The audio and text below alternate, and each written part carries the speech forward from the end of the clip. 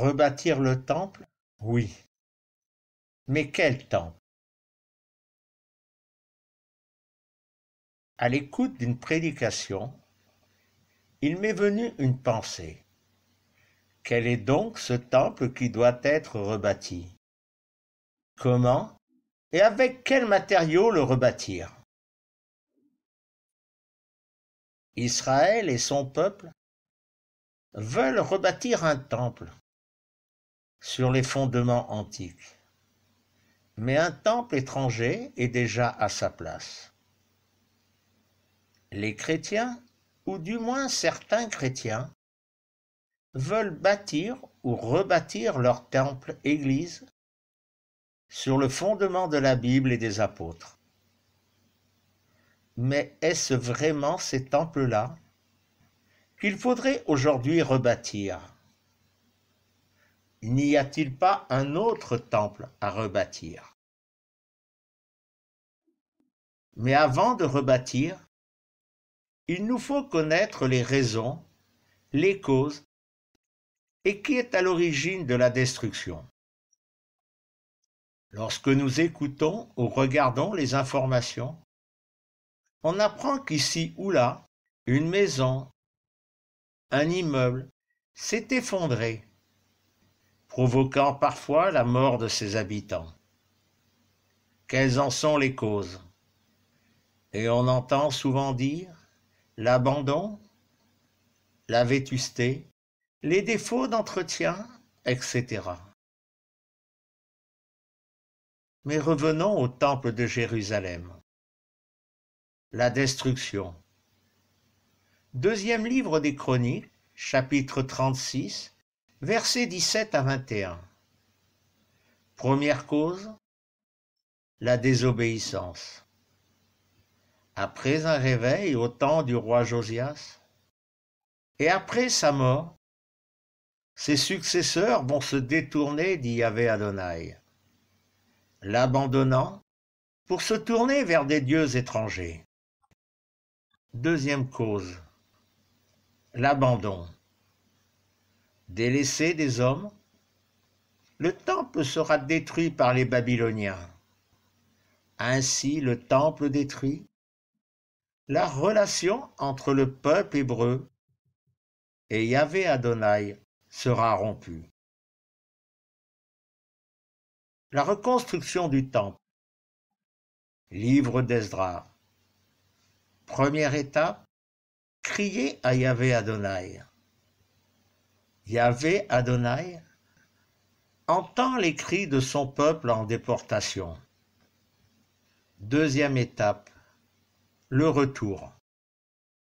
Yahvé Adonai va ramener, va faire retourner son peuple vers Jérusalem et susciter la reconstruction. Troisième étape, la persévérance. Beaucoup d'épreuves, de découragement vont entraver la reconstruction. Mais le temple sera enfin terminé et quelques années plus tard, Esdras pourra enseigner les lois de Dieu au peuple.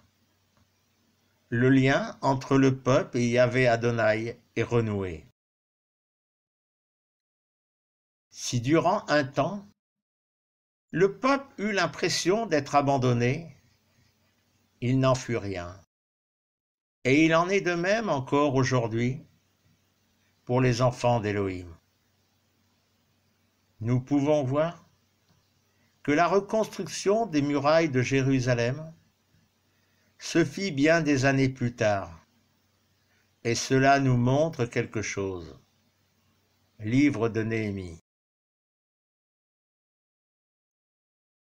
Qu'en est-il des temples-églises d'aujourd'hui? Dans cette prédication, le pasteur dit « L'Église est le temple, la maison de l'Éternel. Et quand je parle de l'Église, je parle des gens de l'Église. » Ce pasteur dit encore « Les plus anciens qui avaient vu la première maison, ils vont pleurer. » ce pasteur est bien trop jeune pour avoir vu la maison, temple-église, telle qu'elle était, conduite par les hommes du réveil au siècle précédent. Comment cette église, qui a vu tant de miracles, de guérisons, tant de manifestations des dons spirituels, attirant les âmes perdues, a pu, en quelques décennies, avoir besoin d'être rebâtie. Pour cela, il nous faut regarder dans la Bible ce qui se passa après la mort du roi Josias. Ce qu'il est advenu au peuple hébreu va se répéter après le décès de Douglas Scott et des hommes qui l'avaient accompagné dans ce réveil. Aucun homme ne reçoit en héritage de son père la mission, le service que ce père a reçu d'Élohim. La mission, le service quel qu'il soit, n'est pas transmissible. Nous en avons la preuve avec les fils de Salomon. En réalité, les successeurs de Douglas Scott et des hommes du réveil ont agi comme des mercenaires, accaparant les églises, étouffant, détournant et entraînant les brebis dans la rupture de la relation au travers du souffle sacré avec Yeshua. Certains conducteurs d'église s'en sont rendus compte. D'autres continuent sur le chemin tracé par leurs prédécesseurs. D'autres ne l'imaginent même pas. Mais sur quoi rebâtir? Comment rebâtir, me demanderez-vous? La reconstruction ne peut commencer avant que les ruines soient nettoyées, dégagées de ces décombres, que les mauvaises plantes qui ont poussé au milieu de ces ruines soient arrachées et jetées au feu, et qu'alors n'apparaissent les fondations. Ensuite, et ensuite seulement, la reconstruction ou restauration pourra commencer.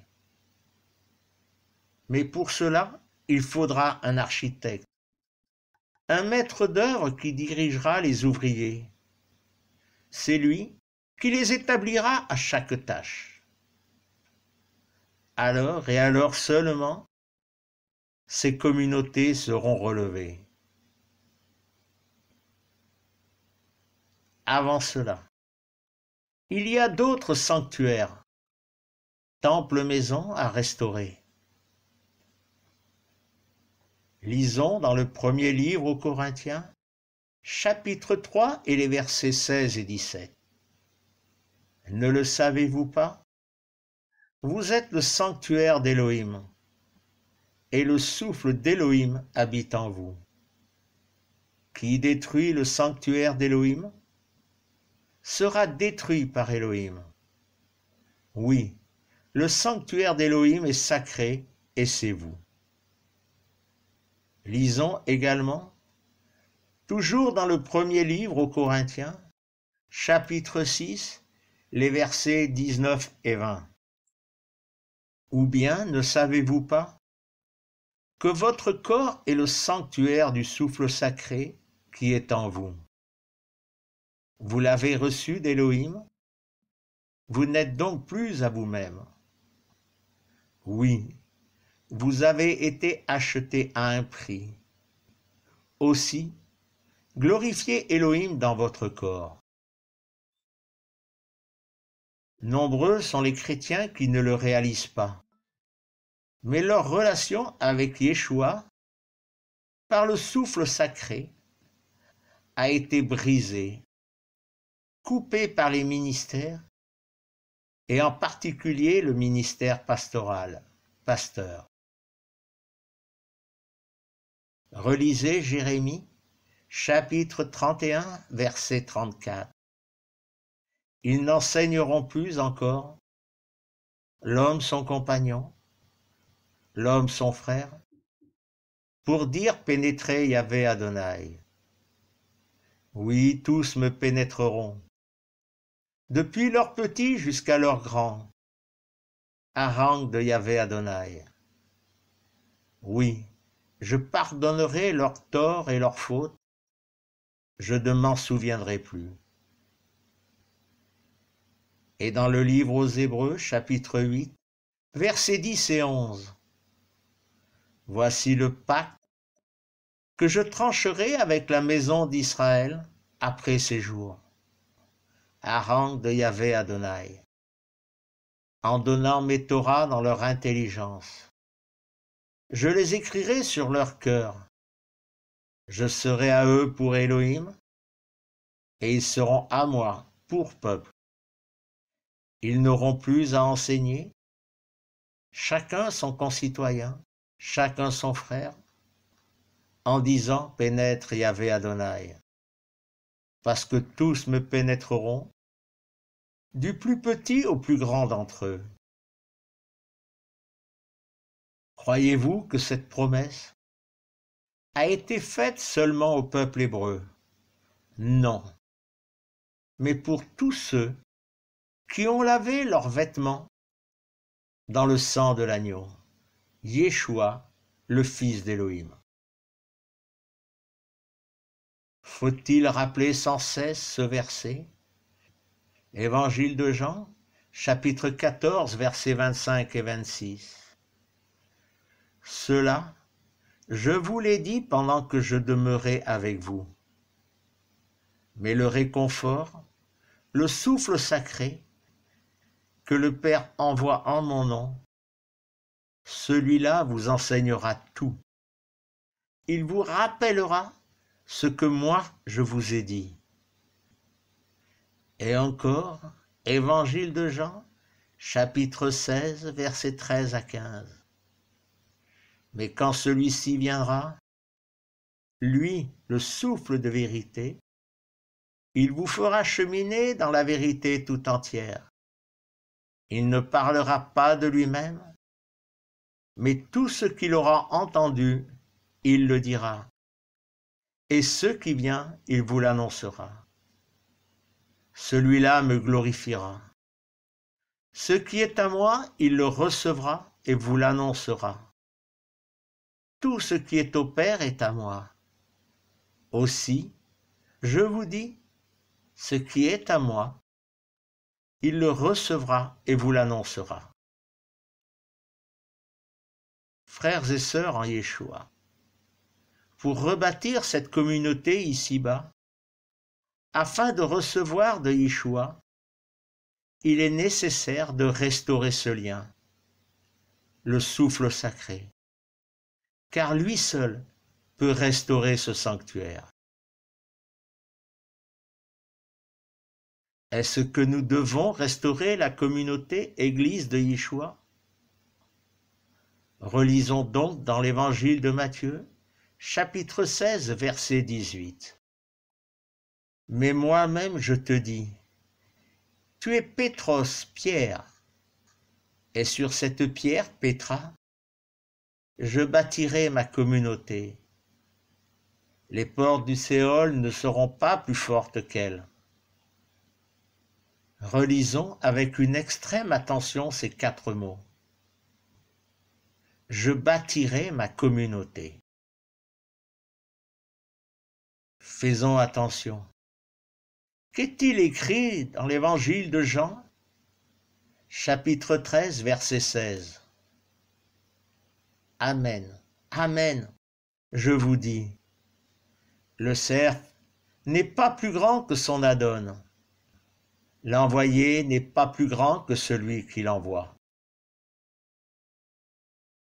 Sommes-nous plus grands que notre Adon Yeshua pour oser restaurer ou reconstruire l'Église de Christ, Yeshua? Nous ne sommes ni l'architecte, ni le maître d'œuvre pour construire ou restaurer. Nous ne sommes que des pierres vivantes. Nous sommes construits en maison, Première épître de Pierre, chapitre 2, verset 5. Vous aussi, comme des pierres vivantes, vous êtes construits en maison inspirée, pour un sacerdoce sacré, afin d'offrir des sacrifices inspirés, agréables à Elohim, par Yeshua le Messie. Par le souffle sacré, Yeshua nous construit en maison inspirée. Et comme la colonne de feu la nuit, et de fumée le jour, protégeant le peuple hébreu de l'armée de Pharaon, le souffle sacré sera notre muraille contre les ténèbres de ce monde. Soyons les humbles serviteurs de notre Adon Yeshua, et serviteurs les uns des autres. Épître aux Galates, chapitre 5, versets 13 et 14. Oui, vous avez été appelés à la liberté, frères, non pas à la liberté pour l'avantage de la chair, mais par amour, asservissez-vous les uns aux autres. Oui, toute la Torah est accomplie en une seule parole, dans le « aime ton compagnon comme toi-même ». Pour conclure, une dernière chose. La communauté Église de Yeshua n'est pas de ce monde, mais elle est hors de ce monde. Comme Yeshua et ceux qu'Élohim a choisis pour être hors du monde, telle une fiancée cachée et invisible aux yeux de ce monde. Soyez bénis en Yeshua.